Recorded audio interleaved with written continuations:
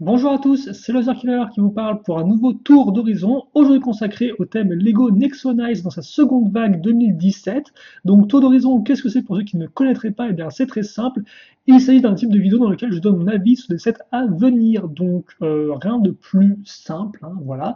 Alors c'est vrai que souvent je le fais sur des thèmes que je ne compte pas spécialement acheter, comme par exemple du City, du Star Wars, du Speed Champions, etc. Effectivement, la Next Night, je compte bien acheter là encore tous les modèles de la vague parce que c'est un thème d'action enfin déjà c'est un thème d'action donc souvent j'achète et là dans le cas présent c'est un thème d'action que j'aime beaucoup. Voilà. Donc effectivement je compte bien les acheter tous, mais je me suis dit qu'on peut quand même en parler rapidement parce qu'effectivement peut-être que certains parmi vous n'ont toujours pas vu effectivement ces modèles-là. Voilà. Alors par contre, petite différence par rapport au tour d'horizon traditionnel, c'est le fait que certes, j'ai des images sous fond blanc, mais il n'y a pas une super résolution, ce qui veut dire que ça va pixeliser assez rapidement quand on va zoomer. Donc ce sera un peu dommage, mais c'est comme ça. Et aussi, je n'ai pas encore le nom français, parce qu'en effet, effectivement, les images ont été prises d'un site de vente anglais qui a déjà mis des sets en rayon chez eux. Voilà, enfin, qui est un magasin anglais, voilà, un magasin de jouets anglais. Donc c'est là d'où viennent les images. D'ailleurs, merci à Brickset de les avoir uploadées sur leur serveur. Donc voilà ce qui explique pourquoi je n'ai pas le nom euh, anglais, le nom français, excusez-moi. Par contre, j'ai bien le prix. Bref, tout ça pour vous introduire un peu ces sets. Donc maintenant, justement, il est temps d'en parler et nous allons commencer tout de suite avec la référence 110 353, The Helicoil, 34,99 euros. Et d'ailleurs, à noter par contre que la plupart des prix sont beaucoup moins chers aux États-Unis en dollars qu'en euros, quoi. Par exemple, lui, je crois qu'il coûte 30 dollars, ce qui équivaut à 25 euros chez nous, quoi, 25-26 euros. Donc c'est assez. La différence de prix me semble un peu absurde, mais bon, je pense que Brixet a pris leur prix du Toy Fair, donc je pense que c'est vraiment les prix officiels et qu'on va bien casquer, hélas. Bref, The Illegal, donc comme vous pouvez le voir, hein, set majoritairement bien, du côté des monstres ou des roches, parce qu'effectivement, au final, le seul représentant pour le chevalier, bien, ce sera notre ami Clay Morrington, mais avec un petit jetpack. Donc ça, effectivement, Clay Morrington n'a pas vraiment de petits véhicules secondaires, contrairement à Lens, à Messi ou à Aaron, mais il aura effectivement un petit jetpack. Par contre, visiblement, le jetpack l'empêche de prendre sa Claymore habituelle, hein. Donc là, il aura juste la petite lame classique qu'on a pu voir sur Robin, par exemple. Donc c'est pas non plus sur Robin ou le roi, je crois aussi. Ouais, le roi a cette lame-là pour son épée. Bref, donc effectivement, Clay Morrington, qu'on a déjà pu avoir dans le set hein, du Clay's Falcon Fighter Blaster, mais qui était un peu plus cher. Et donc, bah, là, forcément, l'élément principal, c'est l'héligoïde, donc un combo entre une gargouille et un hélicoptère, donc l'héligargouille, l'héligouille, je ne sais pas comment prononcer ça. Et comme vous pouvez le voir, c'est assez particulier. Alors moi autant j'aime bien ce côté un peu large du modèle parce que ça fait un peu une sorte de forteresse volante, je trouve, un peu dans l'idée. La tête aussi est assez menaçante, mais forcément il y a le côté jouabilité qui va un peu restreindre le design. Et ça vient du fait de la grosse poignée à l'arrière. Forcément, l'espèce de grosse poignée, bon, qui là, je pense, est fait pour représenter la queue du bonhomme. C'est un peu, bon, ça ressort pas très très bien, mais après c'est compréhensible, hein. Je pense qu'il vaut mieux avoir un modèle jouable qu'un modèle juste super beau. Donc voilà. Et donc là, je pense que c'est bizarre, ça tient. Oui, donc effectivement, logiquement, je pense qu'il y a un système où vous appuyez sur une gâchette et où les hélices tournent. En tout cas, je pense que ça marche comme ça parce que si ça marche pas comme ça me semble un peu inutile. Ouais, non, c'est bizarre ça, non? Non, si, je pense que tu as bien un truc. Là, je me demande effectivement si les hélices peuvent vraiment tourner grâce à un mécanisme de gâchette, mais honnêtement, je pense, hein, ce serait un peu bateau si elles tournaient juste grâce à des pièces micro-mirons, mais je pense pas. Enfin bref, voilà pour le modèle. Et comme vous pouvez le voir, dedans, vous aurez donc un Stone Stomper numéro 1. Vous aurez aussi ces deux personnages-là qu'on a. Il me semble que lui, on l'a peut-être eu dans le set de Clay déjà, non? Je me souviens plus. Si, il me semble qu'on en a déjà eu un comme ça dans le set de Clay, son Falcon Fighter Blaster, avec un autre monstre de roche. Par contre, vous aurez un nouveau type avec une couleur qui est là encore plus menaçante, plutôt cool. Et vous aurez aussi et surtout une harpie. Alors ça c'est encore plus cool, même si je me souvenais pas de cette espèce de coupe de cheveux dans la série animée pour tout vous avouer, et je trouve qu'ils auraient dû peut-être la faire un peu plus rocheuse la coupe de cheveux, au lieu d'avoir une espèce de pièce un peu toute molle comme ça qui rend pas si bien que ça de prix abord. Donc j'attends de la voir en vrai. Par contre c'est plutôt cool parce qu'effectivement les gargouilles à elles comme ça, Elles sont assez rares, donc c'est cool d'en avoir à nouveau avec les harpies. Et d'ailleurs, c'est le seul set qui contient des harpies. Et d'ailleurs, effectivement, c'est vrai que ces vidéos tombent plutôt bien parce que pour l'instant, on est en pleine review effectivement des sets vague 1 Nexonites. Et c'est vrai que souvent, je vous dis des fois quand je parle des figurines que certaines arriveront dans des modèles vague 2. Donc comme ça, vous pouvez enfin mettre un visuel sur ces modèles vague 2 dont je vous parle tellement lorsque je vous fais la liste des personnages et de leur disponibilité. Après, pour le reste, non, j'ai pas posé sur la gargouille. J'attends de la voir en vrai. Je pense que c'est cool pour compléter l'armée de Roche, mais après, c'est vrai que c'est peut-être pas non plus mon préféré, Utah. Mais je pense que ça va peut être une bonne surprise, vu que je n'attends pas grand-chose, justement. On passe ensuite au 110 354, le Axels Rumble Maker 4499, donc le véhicule principal de Axel, donc sur Axel qui est ici, hein, mais bon, lui, on a déjà pu l'avoir dans le set des trois frères. Par contre, ce qui est exclusif, c'est son Axel Bot version 2017, qui rend plutôt ok. Vous avez un breaker donc traditionnel, j'ai envie de dire. Il me semble que l'imprimé et la forme carrée, on l'a déjà pu l'avoir dans le Gestrose HQ, dans le Falcon Fighter Blaster, donc rien de spécialement nouveau, j'ai l'impression. Et vous avez aussi un Rogoul, donc le Rogoul est aussi déjà trouvable dans le set de Lens. Et vous avez le véhicule en lui-même que je trouve plutôt cool. Alors c'est vrai qu'effectivement, là encore, c'est avant tout l'avant qui est très imposant avec les espèces de deux grosses pièces de foreuse massives et en plus de couleur jaune qui forcément pètent bien au regard. Forcément, l'arrière, lui, semble beaucoup plus vide, comme vous pouvez le voir. Donc là, on a une sorte de trou entre les chenilles, cette partie-là. Et c'est qu'effectivement, même les roues, au final, sont assez faiblardes, entre guillemets. Hein. C'est pas des grosses roues, c'est des petites roues assez simples. Et d'ailleurs, c'est vrai qu'effectivement, ce type de roue-là, c'est pas mon type de roue préféré, mais bon, c'est pas très important. Après, c'est vrai que le cockpit a l'air aussi assez simple et assez ouvert. Alors, on peut noter qu'il y a des barres ici, là. Des barres à ce niveau-là. Je pense qu'on peut appuyer dessus. Après, appuyer dessus pour faire quoi? Je ne sais pas. Est-ce que c'est pour éjecter un truc? C'est fort possible parce qu'effectivement, là, on a des pièces de charnière, si vous voulez. Et les pièces de charnière, je me dis, est-ce que c'est juste pour donner la forme triangulaire au véhicule ou est-ce qu'on peut, par exemple, appuyer là-dessus et, mettons, changer la forme des foreuses? Je n'en sais strictement rien. Je n'ai pas vu de vidéo du Toy Fair qui montrait les mécanismes du modèle, donc je ne sais pas. Je ne sais pas du tout. Mais il y a forcément un mécanisme là-dedans et il y a forcément une partie qu'on peut détacher normalement pour la mettre sur une Battle Suite. Après, je pense que c'est cette partie-là personnellement, mais j'ai du mal à voir comment on peut la détacher en fait. Parce que j'ai l'impression que tout est relié en fait. Ça c'est relié à ça, qui est relié à ça. Ça c'est relié même à ça grâce aux pièces ici. Euh, Ouais, donc bon, je ne demande pas ce qu'on me spoil dans les commentaires, hein, ça je préfère quitte à faire le découvrir avec vous dans la construction, parce que déjà là, effectivement, en regardant les images, je me spoil un peu entre guillemets, et c'est pas vraiment un truc que je fais d'habitude, donc ouais, mais il y a encore quelques mystères. Et on notera aussi les bandes de couleurs qui sont toujours apparentes, hein, un des points que j'aimais le plus dans les véhicules principaux de la première vague, donc content de voir que c'est encore présent. Mais c'est vrai qu'effectivement, ce côté un peu bourrin à l'avant et un peu vide à l'arrière est un peu particulier. Je me demande si ça rendra bien en vrai ou ce sera un peu dommage parce que c'est un peu ouais, c'est spécial quoi. J'aurais peut-être aimé avoir un véhicule tout bourrin tout partout, mais ça fait beaucoup plus cher aussi. Donc bon. Et c'est vrai qu'effectivement, 45 euros, bah, c'est quand même moins cher que le Axels Tower Carrier qui coûtait 80 euros l'an dernier. Donc ça peut aussi être un avantage d'avoir un set pour Axel un peu moins cher pour une fois. Quitte à ce qu'il soit un peu vide, hélas, à l'arrière. On enchaîne avec un autre véhicule principal, c'est le 110 355, le Aaron's Rock Climber 6499. Et comme on peut voir, lui a un contenu un peu plus important du côté des monstres. Donc forcément, on aura Aaron, on aura son Aaron's Bot en version 2017. On aura un breaker un peu plus massif que l'autre, comme on peut voir avec des petits pieds. Vous aurez aussi un Stone Stomper numéro 1. Vous aurez ce personnage-là dont je n'ai plus le nom, mais qui est assez impressionnant. D'ailleurs, Camper, il réutilise la garde d'épée de Ninjago, avec tête de squelette, de pirate, donc plutôt cool. Et donc, ouais, je ne sais pas du tout qui est ce personnage-là. On ne l'a pas encore vu dans la série, en tout cas, il est plutôt menaçant. Comme vous pouvez le voir, il a l'air plutôt imposant. Et le dragon, lui aussi, est plutôt cool. Hein. C'est une sorte de, oui, c'est une sorte de dragon, de petit dragon de roche, un peu dans l'idée de monstre de roche.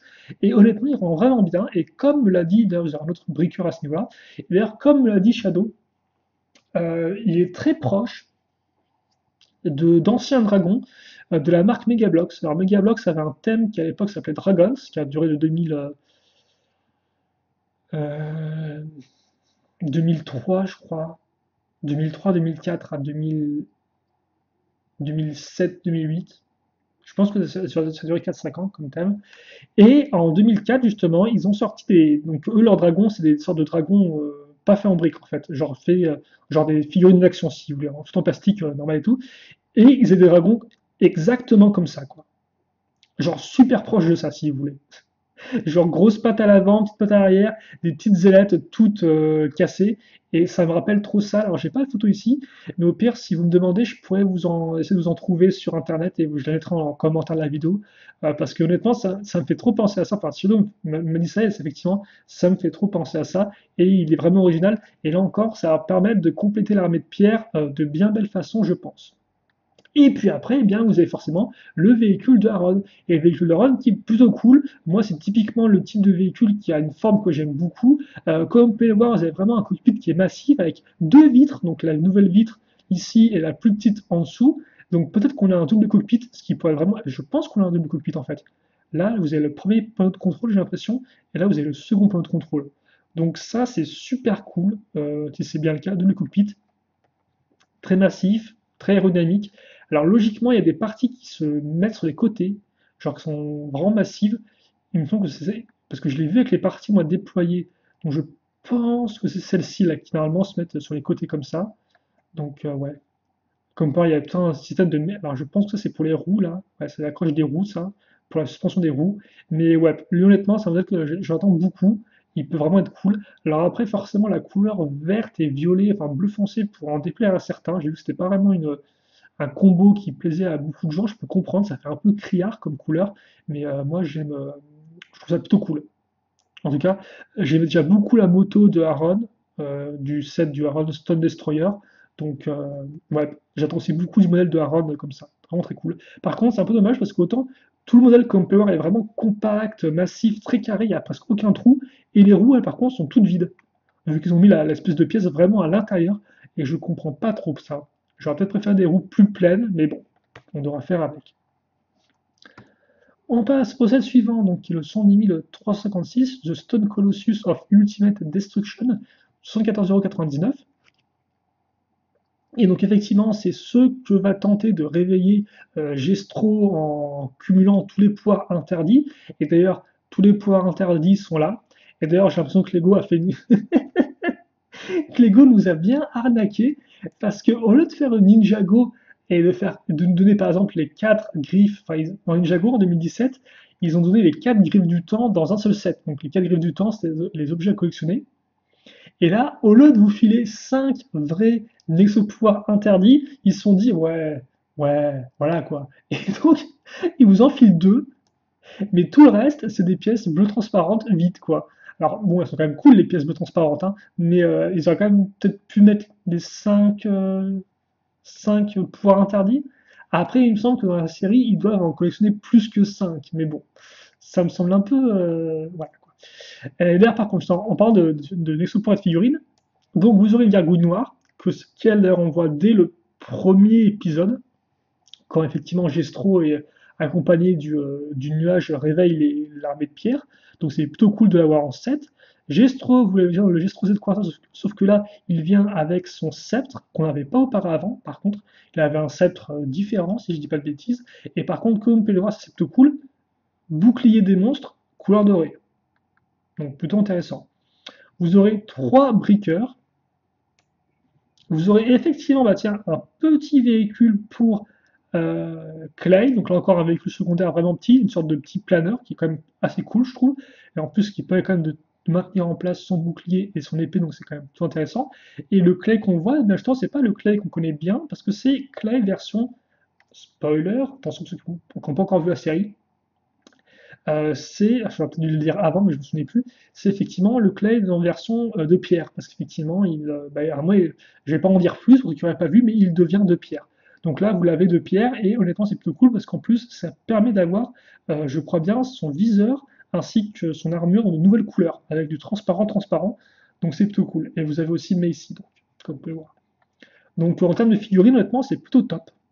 Et après, vous avez forcément bien, le colosse en lui-même, qui honnêtement est assez massif hein, pour l'avoir vu en vrai au Toy Fair, enfin l'avoir vu en vrai à travers des photos sur au Toy Fair. Donc ouais, alors par contre, là encore, au niveau articulation, on est plutôt mal barré, je pense, hein. Mais c'est assez intéressant parce que là, au moins, alors, comme pour déjà, effectivement, vous avez les tenons ici pour faire un peu grimper les figurines sur le monstre, ce qui est plus cool. Et par contre, là, comme vous pouvez le voir, hein, j'ai l'impression que Lego nous a fait un bon vieux classique.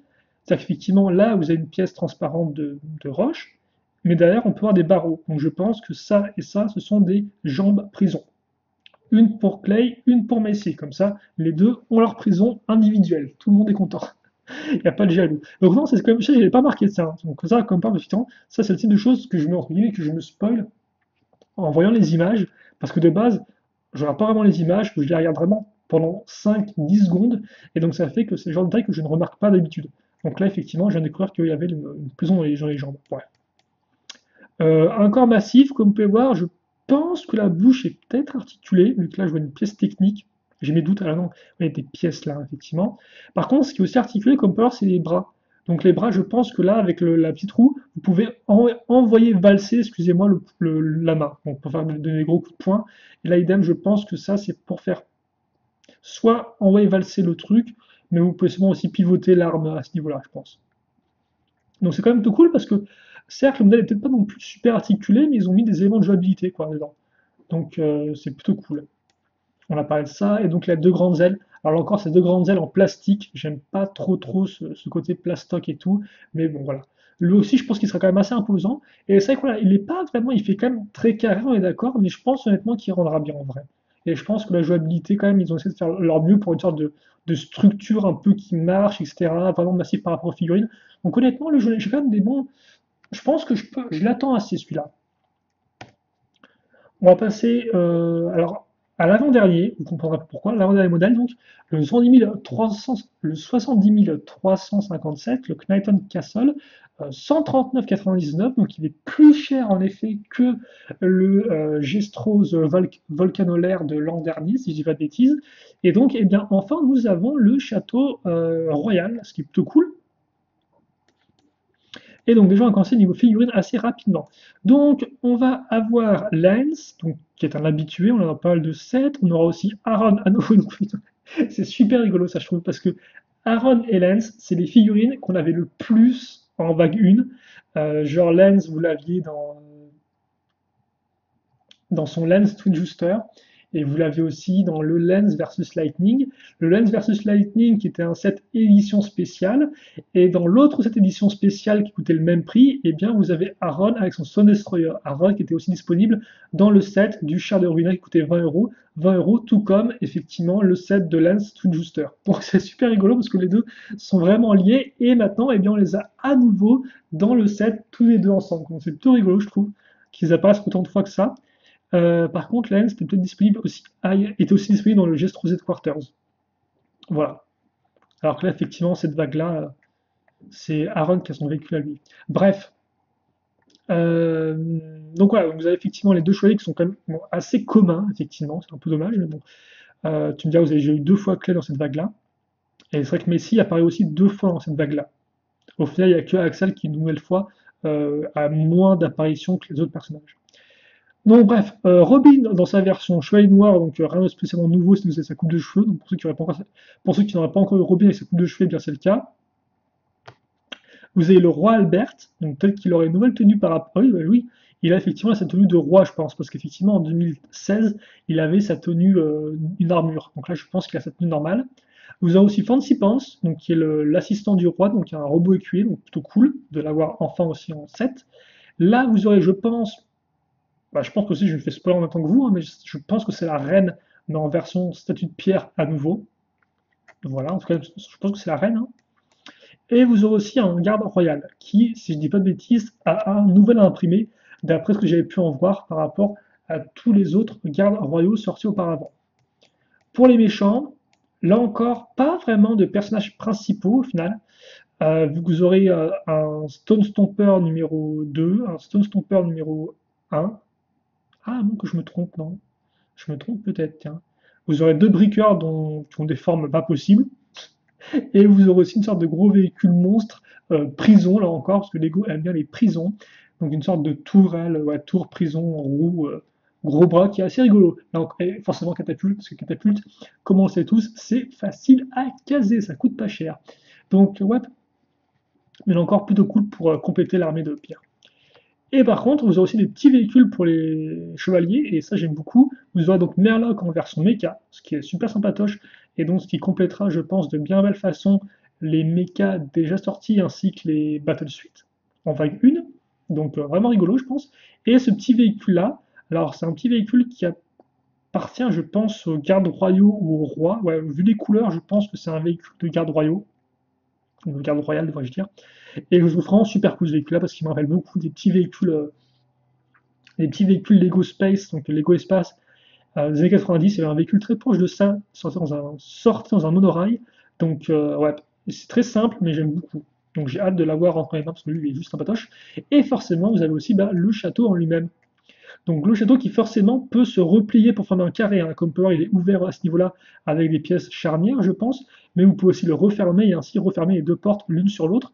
Donc c'est plutôt cool parce qu'effectivement ça rappellera un peu la cour qu'on voit dans la série animée avec les gradins ici, les gradins royaux je pense, où vous pouvez mettre le roi qui est en train d'assister justement au combat, parce que forcément là la cour va être beaucoup moins massive que dans la série animée, mais au moins elle est présente. Après pour le reste, vous avez enfin un bouclier avec les trois trucs dans un set en boîte et pas uniquement dans une battle suite, c'est plutôt cool. Pour le reste, vous avez des pièces traditionnelles, pièces de lion. Ce qui sera aussi intéressant, c'est de voir comment sera fait l'intérieur. Comme vous pouvez voir là, on a visiblement une pièce qui, on a vraiment des parties intérieures ici et là, mais pour l'instant, on n'a pas d'autres photos. En tout cas, moi, j'en ai pas. Donc, je ne sais pas ce qu'il y aura, ce sera la surprise. D'autres remparts, là aussi, à voir s'il y aura des trucs ou pas à l'intérieur. Enfin, oui, des tours plutôt. Les remparts sont ici. Et après, vous avez cette partie-là. Et c'est vrai que pour moi, cette espèce de grosse pièce-là me rappelle plus une sorte de vaisseau spatial qu'on pourrait enlever qu'autre chose. Mais je pense pas que ce soit le cas. Mais on dirait vraiment une sorte de vaisseau spatial qui a une sorte de gros cockpit ici. Mais j'ai pas l'impression que ce soit le cas. Après, logiquement, si on s'en réfère à la série animée, la grande tour ici, c'est censé être la bibliothèque de Merloc, hein, si je ne me trompe pas. Mais normalement, elle est détruite. Alors, peut-être qu'elle a été reconstruite depuis, en tout cas, voilà. Mais avant, c'est pas la tour principale du château, la bibliothèque de Merloc. Ça se trouve, c'est juste une tour annexe sur le côté, je me souviens plus exactement. Vous pouvez me le dire dans les commentaires si vous en souvenez. Mais ouais, on dirait vraiment un vaisseau, ça, mais je pense pas que ça puisse voler. C'est dommage, parce que j'aurais vraiment aimé qu'on ait une sorte de partie. Ouais, ouais, voilà. Moi, je dis, enfin, le fait est que, comme vous pouvez le voir, la tour, là, elle s'arrête ici. Derrière, il n'y a rien du tout, en fait, si vous voulez. Il n'y a pas de partie avec des réacteurs. Donc, effectivement, si le vaisseau, c'est juste ça, comme ça, c'est peut-être un peu petit. Ou peut-être pas assez long. Voilà. Mais en tout cas, j'ai vraiment hâte aussi. Je pense qu'il sera vraiment super cool. Et je pense que la plupart des gens, au final, c'est le modèle qui voudraient que je fasse en premier, je pense. On verra ce que je fais d'ailleurs pour les 7, parce que normalement, les 7 sont censés sortir le 1er juin, officiellement sur le site Lego. Donc logiquement, je les commanderai le 1er juin, dans les jours qui viennent. Et, euh, et voilà. Donc voilà. Donc je pense qu'on verra effectivement si je fais un vote ou pas pour que les gens choisissent quel modèle ils veulent que je construise en premier, ou alors si on fait ça par ordre de référence ou de prix.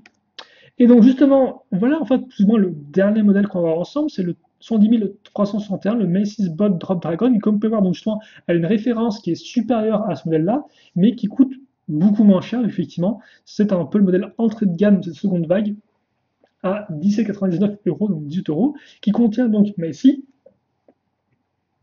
ainsi que son robot écuyer version 2017, un Stone Stomper, avec une sorte de petit planeur, plus Arban, donc plutôt cool, bien équipé le personnage, et donc forcément son dragon.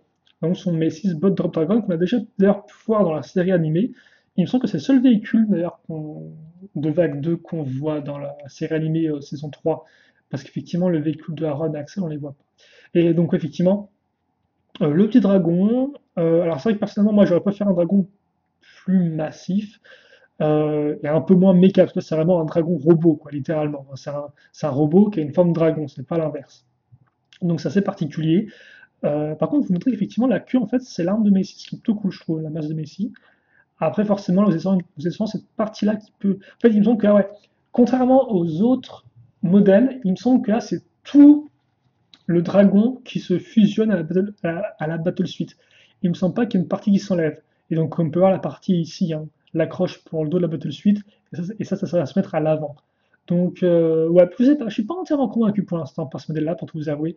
J'attends de le voir en vrai, mais je sais pas, la forme me parle pas trop, les couleurs sont ok, mais sans plus, je sais pas, honnêtement, j'ai encore un peu de mal, donc on verra bien quand je l'aurai, mais c'est vrai que c'est un peu étrange, parce que même le premier modèle de Messi, au final, j'étais pas entièrement chaud, donc ça va être pareil pour le second là. Et d'ailleurs, vous remarquez que là, oh, il y a une pièce qui est mal enfoncée. Bref, donc voilà pour le modèle de Messi. Et enfin, on va se quitter avec ce modèle promotionnel, le 504 914. C'est la référence 5 4 914. Hein. Pourquoi ils ont non, c'est des références à 6 chiffres, pas à 7 chiffres. C'est le Armor Pod. Alors, on n'a pas de meilleur visuel pour l'instant, hélas. Et comme on peut le voir, c'est plutôt cool pour deux raisons. Déjà, c'est avec une pièce de sphère, alors qui n'est pas exclusif à Nexo Knights, parce qu'en effet, on aura un autre modèle promotionnel, Friends, qui a aussi la petite sphère comme ça. Mais comme on peut voir, la sphère contient bien des secrets, parce qu'elle permet de caser et l'équipement du personnage et le personnage en lui-même. Donc bon, l'équipement, entre guillemets, peu importe, même si ça se trouve, on aura un nouveau Nexo pouvoir exclusif, même si j'ai des doutes, hein, vu que la plupart des Nexo-pouvoirs inclus dans les modèles promotionnels souvent ne sont pas nouveaux et vous pouvez les trouver ailleurs. Et d'ailleurs là vous avez effectivement à quoi ça ressemble quand c'est refermé. Donc c'est pas vraiment une pure sphère, j'ai l'impression. C'est plat sur les côtés, voilà, à ce niveau-là. Mais par contre, forcément, ce qui est beaucoup plus intéressant, c'est Clay, donc à nouveau Clay, certes, mais Clay qui vient avec un nouvel imprimé et une nouvelle couleur d'armure, ce qui est toujours plus rare ça par contre. Et donc comme vous pouvez voir, c'est du bleu avec du orange transparent et ça rend super bien. Donc lui, j'ai vraiment hâte de pouvoir le choper parce que Clay avec une nouvelle armure, c'est vraiment cool. Et par contre, comme vous pouvez voir, c'est vrai que Clay, c'est un peu festival dans cette année-là parce que certes, comme les autres, il a sa version normale ainsi que sa version Battle Suite, mais donc il aura aussi sa version de pierre, de roche, et il aura aussi sa version Armor Pod. Voilà, c'est plutôt cool. Donc forcément, on pourrait espérer que les autres chevaliers ont aussi leur version comme ça, mais hélas, je pense pas que ça arrivera. Donc bon, il faudra se contenter de Clay pour l'instant. Et donc voilà qui devrait faire l'affaire pour cette vidéo Tour d'horizon sur Next Vague 2. Alors, il est très possible qu'on ait encore d'autres modèles promotionnels qui n'aient pas été annoncés. Après, logiquement, pour tout ce qui est en boîte de jeu, c'est tout ce qu'on est censé avoir. Hein. Donc, je pense pas qu'on ait un modèle édition spéciale qui n'aurait pas été annoncé auparavant. Si c'est le cas, bon, on verra bien, ce sera cool, mais pour l'instant, je pense que on fera avec ça. Après, comme vous pouvez le voir, on a entre guillemets que 6 modèles, mais ce sera déjà assez coûteux. Hein. Et donc, justement, par exemple, c'est vrai que souvent, il y a peut-être des gens qui ne se rendent pas vraiment compte du coût de toute une vague en même temps. Mais je vais le faire maintenant, comme ça me permettra aussi de savoir un peu ce que je dois dépenser par la suite en juin. Mais grosso modo, comme vous pouvez le voir, hein, si on assemble tous les prix, ça fait 35, plus 45, ça fait 40, ça fait 80. Voilà, donc 80 € déjà, en deux modèles. Hein. 80 plus 64, ça fait 145, si je ne dis pas de bêtises. 145 plus 150, ça fait 220. 220 plus 320, 360 et 378. Donc, comme vous pouvez le voir, une vague, 6 modèles, ça coûte 378 €. Donc, on est d'accord qu'effectivement, c'est une somme super importante. Et donc, c'est logiquement, à moins que les prix ne soient pas bons, c'est logiquement ce que je vais dépenser en juin. Donc voilà, c'est un peu pour mettre ça, parce que c'est vrai que des gens, des fois, qui me demandent, qui me demandent effectivement, qui me disent que je suis riche. Alors, je ne sais pas spécialement riche, mais ouais, effectivement, un thème, enfin, une vague complète, des fois, on n'a pas vraiment l'impression comme ça, on se dit, ouais, il n'y a que 6, 7 modèles, mais ça peut vite monter. Alors après, là, forcément, aussi, on est en vague 2. Souvent, les vagues 2, c'est quand il y a des modèles un peu plus coûteux, même si c'est pas toujours le cas non plus. C'est vrai que maintenant, avec les vagues 1, il y a de plus en plus de 7 dans les vagues 1, donc c'est aussi de plus en plus coûteux. Mais comme on peut le voir, rien qu'avec 6-7, ça, on est dans presque du 400 €, quoi. Alors forcément, là, on a le château de Knighton qui est sérieusement très coûteux. C'est le plus gros modèle de la gamme. Après, par contre, donc là aussi, ce que je vous conseille à vous, c'est que moi, effectivement, j'essaie de prendre les modèles le plus tôt possible pour la chaîne, afin que vous puissiez voir à quoi ça ressemble le plus tôt possible. mais forcément, ce que moi je vous conseille, hein, c'est toujours d'attendre, parce qu'effectivement, souvent à Noël, les grandes surfaces comme Auchan, Carrefour, font les modèles un peu moins chers. Par exemple, les gros modèles à 100 euros, 140, 120 euros, des fois ils les font à 80 euros, ce qui est beaucoup plus acceptable. Et donc c'est pour ça qu'effectivement, je vous conseille d'attendre, voire même attendre, même pas jusqu'à Noël, hein, enfin jusqu'à octobre-novembre, même des fois sur Amazon, les prix sont moins coûteux. Donc voilà. Alors, on va citer là-dessus, je n'avais pas prévu de finir sur cette note déprimante de prix, mais c'est hélas la réalité des choses, les Lego ne poussent pas sur les arbres, donc voilà. Voilà pour ce thème-là, et donc j'ai hâte de le construire parce qu'au final, c'est vrai que j'y pense là, mais dans la grande majorité des modèles qu'on a vus ensemble, honnêtement, la plupart me font envie, quoi. C'est vrai qu'à part le véhicule de Macy et l'Ellie Gold, honnêtement, le Axel Rumble Maker, j'ai vraiment hâte de le voir en vrai, parce que je pense qu'il sera vraiment imposant, et de voir ses transformations. Idem pour le Rock Climber, qui est vraiment cool de bout en bout, un figurine, contenu, je trouve qu'il est vraiment top. Lui aussi est cool, et forcément le château aussi. Donc ouais, honnêtement, très bonne seconde vague, et donc j'ai hâte de les avoir en main et de les construire, et j'espère que vous aussi, eh bien, vous avez hâte de les voir en vidéo sur la chaîne, ou de les acheter directement par vous-même si vous avez les moyens. Voilà. On se quitte là-dessus. Si vous avez des questions, des commentaires, n'hésitez pas à me les poser, j'y répondrai avec grand plaisir comme d'habitude. Et puis pour le reste, eh bien, on se retrouve très prochainement, donc portez-vous bien, passez une bonne journée, et à la prochaine. Allez, salut à tous et à toutes.